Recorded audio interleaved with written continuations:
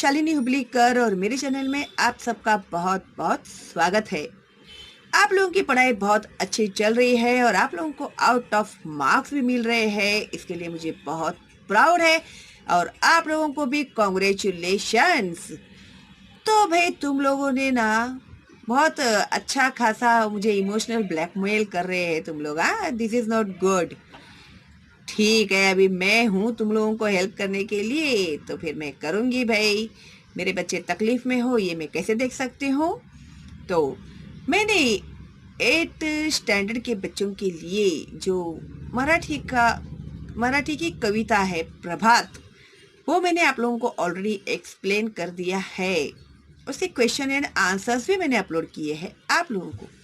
लेकिन कुछ question end answers जो होते हैं ना स्वमत, जिसमें आप लोग की हमेशा बच जाती है बैंड, तो वो छोड़ दिया था मैंने। तो मैंने सोचा भाई आप लोग लिख लोगे, लेकिन ठीक है, अभी मुझे इतने कमेंट्स आए हैं ना इसके लिए, तो मैंने सोचा भाई चलो जाने दो, अभी इतनी रिक्वायरमेंट है इसकी तो मैं पूरा कर देती हूँ। तो मैं आज लेकर आई हूँ आप लोगों के लिए स्वमत के आंसर्स। लेकिन उसके पहले थोड़ा एक बार ऊपर से हम लोग रिवीजन भी कर लेते हैं, ताकि एक बार ऐसे ही मोबाईल में आप लोग का रिवीजन हो जाएगा।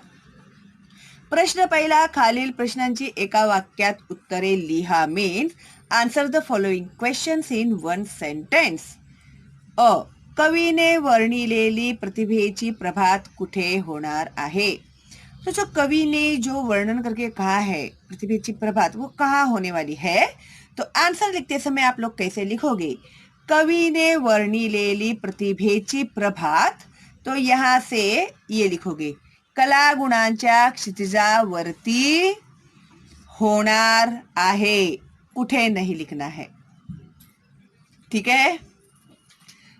कवीच्या मते व्यक्तिमत्वाच्या प्रयोगशाळेत कोणते गुण रुजतील। पर्सनालिटी डेवलपमेंट करने की जो प्रयोगशाला है उसमें कौन सी क्वालिटीज होनी चाहिए बिहेवियर की। तो शरीर सुदृढ़, मन विशाल, हे 2 गुण रुजतील। प्रगतीची नवपरिभाषा कोणती। नवीन स्वप्ने आणि नवीन आशा ही प्रगतीची नवपरिभाषा आहे। ओके। फिर 2, गोलातील शब्दांचा आधार घेऊन चौकटी पूर्ण करा। तो यहाँ पर इन लोगों ने सुंदर जग दिया है। कोणाचे, सुंदर जग कोणाचे, फुला पाखरांचे, कविते में की है ये वर्ड्स। पसरणारा सुवास कशाचा, आपुलकीचा यानी अपनेपन का। अमूल्य शिकवण कोणाची, गुरुजनांची। पायाभरणी कशाची, अस्तित्वाची। 3, कवितेच्या आधारे योग्य पर्याय निवडा। कलागुणांच्या क्षितिजावर प्रतिभेची पहाट उगवली, कारण।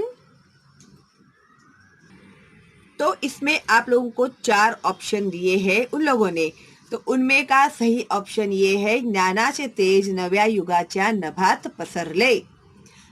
कवीच्या मते मानवतेचे युग म्हणजे भेदाभेद नसलेले युग।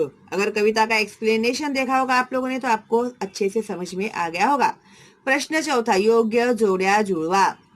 अ गट आणि ब गट, ठीक है, अभी मैच करना है, यानी ऐसे आप लोग नहीं मैच कर सकते। या तो अ गट ब गट के बीच में एक आंसर का लिखते हैं, या फिर अभी जैसे आप लोग को इंस्ट्रक्शंस देंगे स्कूल में से वैसे आप लोगों को लिखना पड़ेगा। ठीक है। तो नव्या युगाच्या नभात, नव्या विचारांच्या क्षेत्रात प्रतिभेची प्रभात, नवनिर्मितीची पहाट। उसके बाद है 3, पायाभरणी अस्तित्वाची, म्हणजे स्वतःचे अस्तित्व मजबूत करणे। 4, व्यक्तित्वाची प्रयोगशाळा, व्यक्तित्वाची जडण घडण। ठीक है, गुड। अगर आपने कविता नहीं देखा है एक्सप्लेनेशन, तो प्लीज पहले कविता का एक्सप्लेनेशन देखना, फिर उसके बाद ही ये क्वेश्चन एंड आंसर्स देखो, तो ही समझ में आएगा। ठीक है। अभी ये है प्रश्न 5वां, तुमच्या शब्दात उत्तरे लिहा। ऐसे भी दे सकते हैं ये लोग, या तो फिर ये लोग आप लोगों को स्वमत ऐसे भी दे सकते हैं, तो कंफ्यूज मत होना। फिर बोलोगे अरे इसे तो तुमच्या शब्दात दिया और क्वेश्चन में स्वमत बोला है, तो कैसे करने का? Write in your own words and स्वमत इज सेम वर्ड्स, ओके। तो खाली उन लोगों ने शब्द को इधर उधर किया हुआ है, ओवरऑल क्या है, ओपिनियन आपको ही देना है। तो उसको ऐसे भी लिख सकते हो लोग या ऐसे भी दे सकते हैं। तन सुदृढ आणि मन विशाल या शब्द समूहांचा तुम्हाला कळलेला अर्थ लिहा। यानी हेल्दी बॉडी एंड विशाल मन, यानी बड़े मन के लोग होते हैं ना, वो तो इनका क्या है मीनिंग आप लोगों को इस पोएट्री में का समझ में आया हुआ है? तो वो लिखने के लिए कहा है, तो मैंने लिखा है। टेंशन मत लो, आज मैं एक्सप्लेन नहीं करने वाली हूँ, बाकायदा लिख कर बताने वाली हूँ। हाँ बस ताली बजाना बंद करो अभी तुम लोग की, सब मैं पहचानती हूँ तुम लोगों को। तो इसके आंसर में आप लिखोगे, जेव्हा आपण व्यक्तिमत्वाच्या प्रयोगशाळेत गेल्यावर आपल्यात होणारे बदल सांगताना कवी म्हणतात, तन म्हणजे शरीर निरोगी होते। पर्सनालिटी डेवलपमेंट करते हैं हम लोग, अगर अपना थॉट प्रोसेस ही पूरा चेंज होता है तो अपना हेल्थ अच्छा होगा, शरीराला कोणताही आजार स्पर्श करत नाही, कोई भी बीमारी नहीं होती है हम लोगों को, मनातील वाईट विचार दूर होऊन मन स्वच्छ होते, जो नेगेटिविटी रहती है मन के अंदर की वो दूर हो जाती है और मन एकदम साफ सुथरा हो जाता है, मन विशाल होते, वो कुसड़े नहीं रहते मन, यानी बड़े दिल वाले होते हैं, यानी छोटी छोटी बातों को दिल से लगा कर रखना, जा मैं तेरे साथ बात ही नहीं करूंगी, जा मैं तेरा मुंह भी नहीं देखूंगी, तो ऐसे ये जो विचार है ना मन में आते नहीं है, तो जाने दे, इसको बोल के कुछ फायदा है नहीं, उसमें कोई बदल होने वाला नहीं है, तो ऐसे छोड़ देने का, तो उसको बोलते हैं मन विशाल। मनात कोणाबद्दल ही भेदभाव राहत नाही, कोई भी भेदभाव नहीं रहता है मन में, ये अच्छा है, ये बुरा है, ये अमीर है, ये गरीब है, ये गोरा है, ये काला है, इस तरह के थॉट मन में बिल्कुल भी नहीं आते। म्हणूनच कवी म्हणतात, तन सुदृढ आणि मन विशाल। ठीक है, गुड। अभी देखते हैं अगला सवाल। तुम्हाला कळलेली कवीची प्रगतीची नव परिभाषा स्पष्ट करा। अभी इस पोएट्री में कवि ने जो नव परिभाषा कहा है, तो उसमें से आप लोगों को क्या समझ में आ रहा है? प्रगति यानी प्रोग्रेस, डेवलपमेंट की जो नवी परिभाषा बताई है, तो उसमें आप लोगों को क्या समझ में आया, उसको वेरीफाई करने के लिए कहा है उन लोगों ने। प्रभात या कवितेत कवी किशोर बळी यांनी नव्या पिढीला नवनिर्मितीची प्रभात झाल्यावर विज्ञान आणि तंत्रज्ञानाच्या वाटा खुल्या झाल्या आहेत। तो अभी जैसे ही साइंस का डेवलपमेंट हुआ है, नए टेक्नोलॉजी का डेवलपमेंट हुआ है, तो प्रोग्रेस के बहुत सारे रास्ते जो है वो खुल गए हैं। या नवीन पिढीने नवीन सपने उराशी बाळगले पाहिजेत। तो ये जो न्यू पीढ़ी है, न्यू जनरेशन है, तो उन लोगों को नए सपने,